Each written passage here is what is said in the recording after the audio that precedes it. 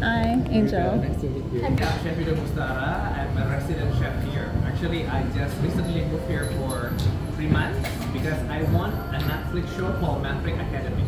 The winner had to helm this restaurant with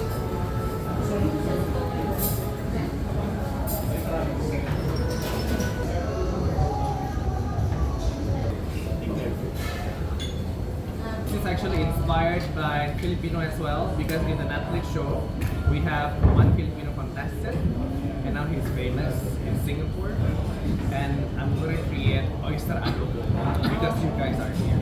So that's inspired from your country as well. Enjoy. Cheers!